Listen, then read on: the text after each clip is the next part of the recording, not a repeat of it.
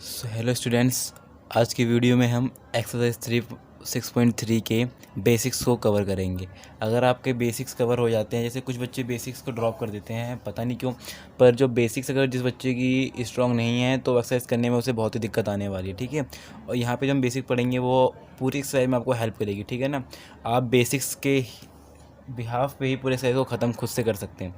तो सबसे पहले हमने चैप्टर जो हमने इस चैप्टर में 6.1 की बेसिक पढ़ी थी, उसमें मैंने आपको बताया था ये कोई दो त्रिभुज समरूप कब होते हैं। उनमें हमने साइन की बात करी थी कि ये जो साइन होता है वो समरूप का साइन होता है। इससे पहले जो हमने 9th और 8th क्लास में पढ़ा था सर्वांगसम, तो सर्वांगसम ऐसे होता है। इसे हम किसके नाम से जानते हैं? सर्वांगसम के नाम से जानते हैं। ठीक है ना, तो अब तक हमने ये पढ़ा था। ठीक है, तो ये पढ़ लेता। उसके बाद हमने पढ़ा था कोई दो त्रिभुज आपस में समरूप कब होंगे, जिनमें ये कंडीशन होंगी, या तो उनकी संगत, ये देखो ये संगत है। संगत कौन है? बी का संगत क्या है? एक मिनट, ए का संगत क्या है? डी। बी का संगत क्या है? एफ नहीं, ई। और सी का संगत क्या है? एफ। मतलब संगत कोण है वो एक दूसरे के, वो संगत कोण एक दूसरे के बराबर होनी चाहिए। और इसी में हमने दूसरी बात भी कवर करी थी कि जो उनकी भुजाओं का अनुपात है वो भी क्या होना चाहिए? बराबर होना चाहिए। पर अब हम यहाँ पे कुछ और ऐसी कसौटियाँ पढ़ेंगे जो कि त्रिभुज की समरूपता के लिए वो हैं, जिससे हम त्रिभुज की समरूपता मतलब निकाल सकते हैं। तो सबसे पहली वो है एंगल। एंगल ये हमारी एक प्रमेय भी हैं जो कि पेपर में नहीं पूछी जाती, जहाँ तक आज तक का रिकॉर्ड है, ये आई नहीं है यहाँ तक। ठीक है, अगर आपको इनका प्रूफ चाहिए हो तो आप कमेंट सेक्शन में जरूर बताना, मैं इसका प्रूफ भी करवा दूंगा आपको, जिससे कि आप बिल्कुल भी डाउट में ना रहो। ठीक है, उसके बाद जो ए है, ए का मतलब क्या होता है? देखो बताता हूँ आपको। ए का मतलब होता है एंगल। ए का मतलब क्या होता है? एंगल। एस का मतलब क्या होता है? साइड। ठीक है, ये होते हैं ए और एस की मीनिंग। अब बताओ ए मतलब क्या होगा? एंगल। एंगल या तो दोनों जो त्रिभुज हैं उनके जो संगत कोण है वो हो तीनों बराबर हो, तब वो त्रिभुज क्या मानी जाएगी? बताओ, समरूप मानी जाएगी। बोलो भाई, मैंने ऊपर ले रखा है, त्रिभुज समरूप मानी जाएगी। ठीक है ना, और दूसरा या तो उनके सारी भुजाएं क्या हो? एक दूसरे के अनुपात में हो, तब हम उसे क्या कहेंगे? वो भी क्या है? समरूपी है। या उनकी भुजा वो भी क्या हो? एक दूसरे के संगत, जो उनकी जो संगत कोण हो बराबर हो, जो बीच का संगत कोण है वो बराबर हो, और भुजाएं का अनुपात क्या हो? सेम हो। ठीक है, अभी जो इतनी सारी बातें भी हमने पढ़ी, इसको हम एक एग्जाम्पल लेते हैं। ठीक है, और उस एग्जाम्पल से अच्छी तरह से बिल्कुल क्लियरली उस एग्जाम्पल की सहायता से हम इसको समझ लेंगे। जैसे कि मैं एग्जाम्पल आपके एनसीईआरटी से लेता हूँ एक, ध्यान से देखना, एग्जाम्पल को ध्यान से देखना आप। एग्जाम्पल कुछ ऐसा है हमारा कि उसमें एक फिगर है, डमरू देखिए आपने शंकर जी की। ठीक है, तो वो डमरू का शेप कुछ ऐसे होता है, ड्राइंग पे मत हंसना। यहाँ पे लिखेंगे पी क्यू ओ आर और यहाँ पे लिखेंगे एस। अब इसने देखो खाली एक चीज़ दे रखी है, यदि ये चीज़, कौन सी चीज़? ये चीज़ इसके पैरेलल है। किसके पैरेलल है? अब आपके यहाँ पे वो भी पता चलेगा कि आपकी 11th, वो आपकी 8th और 9th 10th की मतलब मैथ कितनी स्ट्रॉन्ग है। ठीक है ना, 8th और 9th की तो खासकर। तो पी क्यू क्या है हमारी? पैरेलल किसके है? आर एस के। ठीक है, अब बताओ, जब कोई दो समांतर रेखाएं होती हैं, उन्हें जो रेखा काटते हैं उसका नाम बताओ। पहले तो मैं ऐसे पूछ रहा हूँ नॉर्मल, इसमें तो काम नहीं आएगा। उसे हम कहते हैं छेदक रेखा। फिर हमें पता है एकांतर अंतकोण, मीन्स ये क्यों किसके इक्वल होगा? बताओ, एकांतर अंतकोण ऐसे जड़ बनाता था, जड़ हमने एक शॉर्टकट ट्रिक सीख रखी थी कि वो जड़ बनाएगा, वो आर बनाएगा। ठीक है ना, तो ये एकांतर अंतकोण के आपस में इक्वल होंगे। तो मैं यहाँ पे लिख सकता हूँ, देखो अभी मैं इसको ऐसे रफली करवा रहा हूँ, क्वेश्चन को समझना। मेरे को मिल चुका है एंगल क्यों किसके इक्वल है? एंगल आर के इक्वल है। यहाँ पे क्या लिखोगे? एकांतर अंत कोण। समझ गए बच्चों? मैंने एक चीज़ यहाँ पे लिख दी। ऐसे मैं कहूँ यार मेरा पी भी तो इक्वल हो रहा है ऐसे, क्यों? ये दोनों समांतर हैं, उसके वाली छेदक रेखा काट रही है पी एस, तो देखो ये भी जड़ बना रहा है। तो यहाँ पे मैं लिख दूँ angle P equal to angle S. कोई दिक्कत तो नहीं आएगी? एकांतर अंत कोण। ठीक है, अब ये चीज़ है और ये चीज़ है, जिसे हम कहते हैं angle P O Q equal to angle R O S. ये कौन सा कोण बनाती है बताओ? एक दूसरे के सामने है ना, तो इसे कहते हैं शीर्षाभिमुख कोण। क्या कहते हैं? शीर्षाभिमुख कोण। ठीक है, वर्टिकली अपोजिट एंगल इंग्लिश वालों के लिए वो यूँ लिख देना, वर्टिकली अपोजिट एंगल, शीर्षाभिमुख कोण। ठीक है।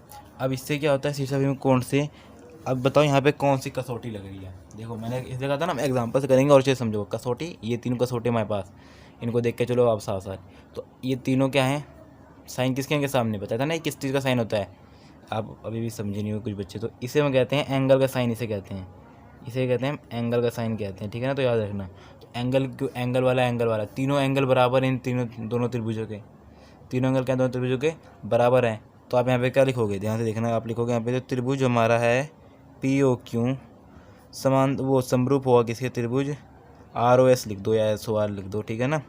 उसके बाद कौन से नियम द्वारा, तो लिखोगे एंगल एंगल एंगल समरूपता कसौटी द्वारा, समरूपता कसौटी, ये रीज़न आपको जरूर लिखना है, कसौटी द्वारा। जैसे आपको सर्वांग जिस बच्चों ने कर रखा होगा उन्हें तो और अच्छे से समझ में आ रहा होगा, ठीक है। तो आपको ये चीज़ लिखनी है।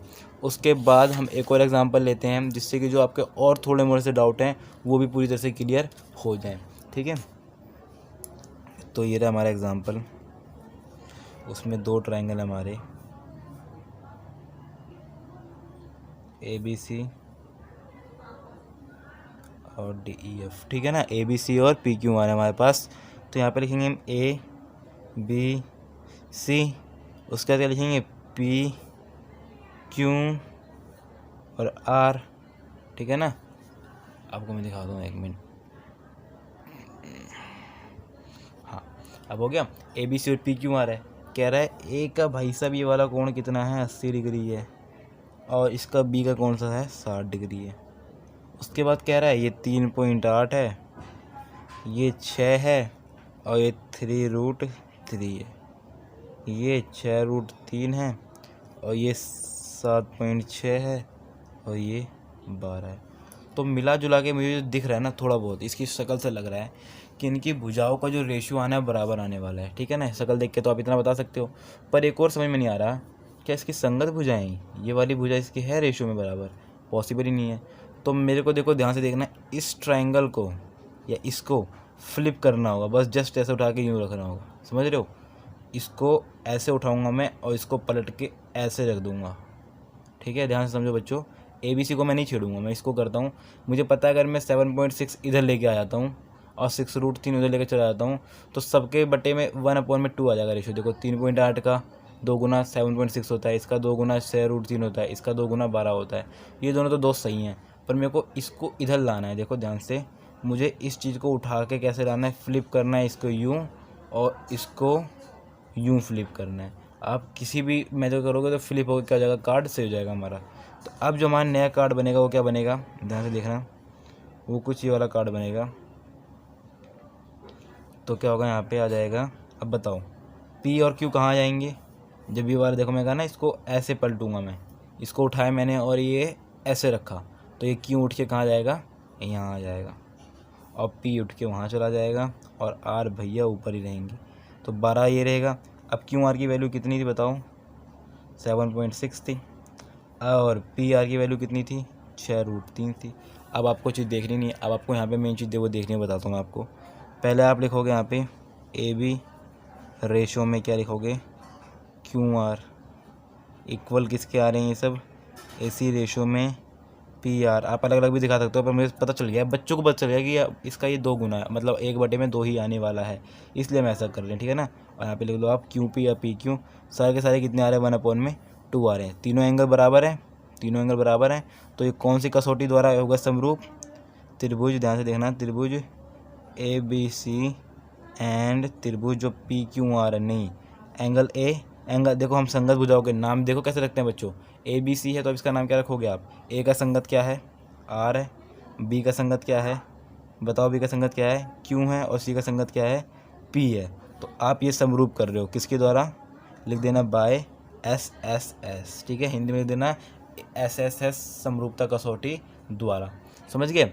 अब देखो इतना तो निकाला, पर हमें इसने ये नहीं बोला था, उसने हमें बोला था कि आप हमें एंगल पी निकाल के दिखाओ भाई।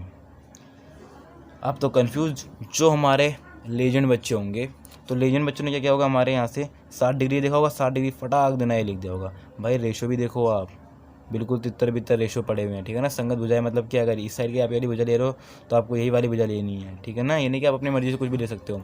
तो अब लेजेंड बच्चे से हट के आते हैं इधर, तो अब एंगल पी हमारा इधर आ चुका है यार, पर पी का तो सी भी खाली है, पी का तो सी भी खाली है, ध्यान से देखना इस एग्जांपल को, ठीक है ना।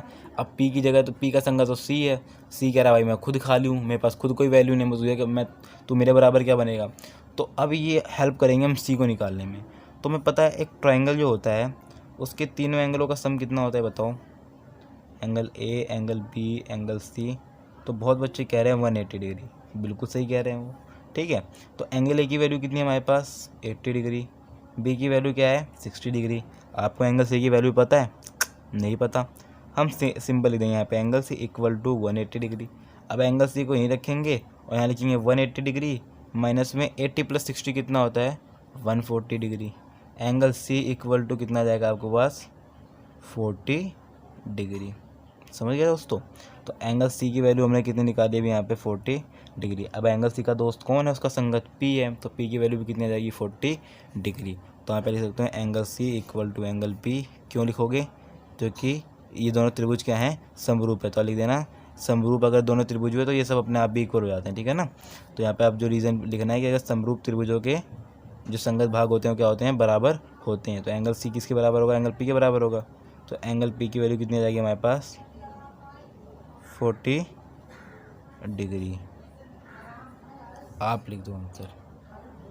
समझ गए। अब हम क्या करेंगे, इसका एक एग्जांपल और देखते हैं और उसके बाद हम एक्सरसाइज अपनी 6.3 को स्टार्ट कर देंगे, ठीक है ना। तो जो हमारा एग्जांपल है वो चलो मैं आपके लिए बनाता हूँ नॉर्मली, आप बताओगे मेरे को जवाब, ठीक है। वो जो हमें क्वेश्चन दे रखा है बहुत छोटा क्वेश्चन है, बच्चे बता देंगे फास्ट इतना करने के बाद। तो आप ध्यान देना जो मैं एग्जांपल दे रहा हूँ यहाँ पे आपको मैं फिगर देता हूँ। एक फिगर हमारे ये हैं छोटे मियाँ और एक ही हमारे हैं बड़े मियाँ, ठीक है ना। इनका नाम है पी क्यू आर छोटे मियाँ का, इनका नाम है एक्स वाई जेड, ठीक है ना। ये भाई साहब कितने हमारे 60 डिग्री, ये भाई साहब कितने हमारे 60 डिग्री, ये भाई साहब कितने हमारे 80 डिग्री, ये भाई साहब कितने हमारे 80 डिग्री। समझ रहे हो 60 60 80 80। अब कितने हो गए यहाँ पे ये वाले हमारे कितने एक्स कितने हैं 40 डिग्री और पी कितने हमारे 40 डिग्री। बच्चे कहना सर तो सारी वैल्यू दी सर ने। अब हम क्या करें यहाँ पे देखो, अब बच्चे यहाँ पे क्या कहेंगे यार हमें तो सारी वैल्यू पता चल गई, तो क्वेश्चन क्या आएगा, क्वेश्चन अब आएगा ना, चिंता मत करो। मैंने कहा ये हमारे 2, ये हमारे 5, ध्यान देखो ये हमारे 2, ये हमारे 5, ठीक है। तो और उसके बाद मैंने कहा जो हमारी एक्स जेड की वैल्यू है वो कितनी है 6, एक्स जेड की वैल्यू कितनी है 6, और जो वाई जेड की वैल्यू कितनी है वो 10। तो अब जो आपको बताना है वो क्या बताना है आपको, पी आर बताना है, समझे। उसके बाद पी आर के बाद आप क्या बताओगे, एक्स वाई बताओगे। समझ गया।